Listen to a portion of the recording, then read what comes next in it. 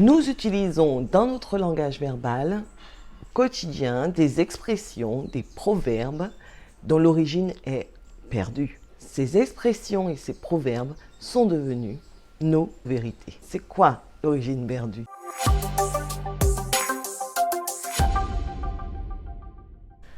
Comme je vous l'avais déjà annoncé lors de notre dernière vidéo, notre deuxième vidéo concernant les processus universels de notre langage verbal est sur l'origine perdue.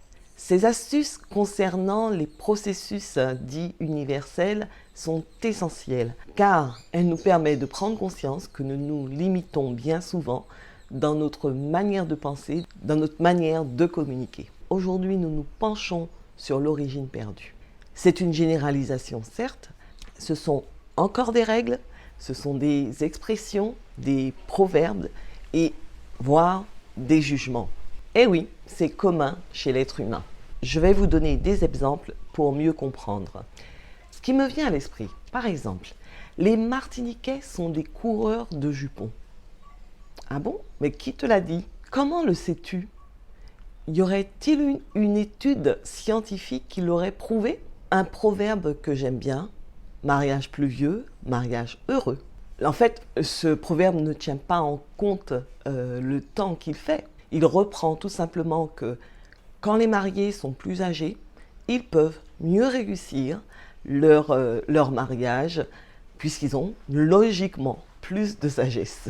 Ces proverbes, ces expressions, ces idées toutes faites sont faites hors contexte. Le sens a été modifié. C'est vrai que mariage pluvieux peut porter à confusion entre le temps et l'âge des mariés.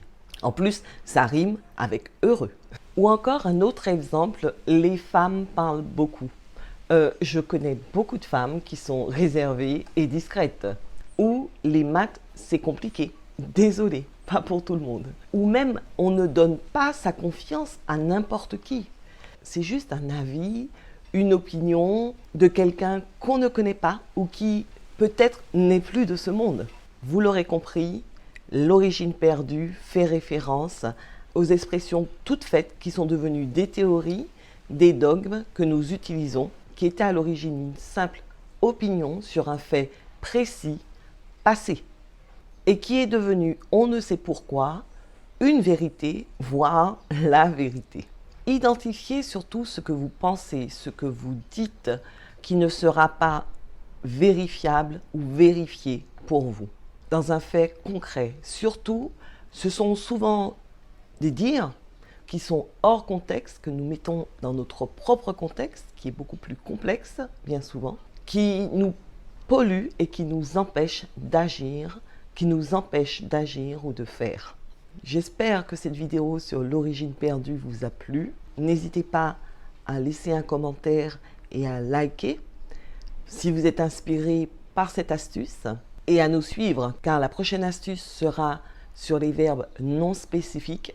Là, nous verrons les omissions.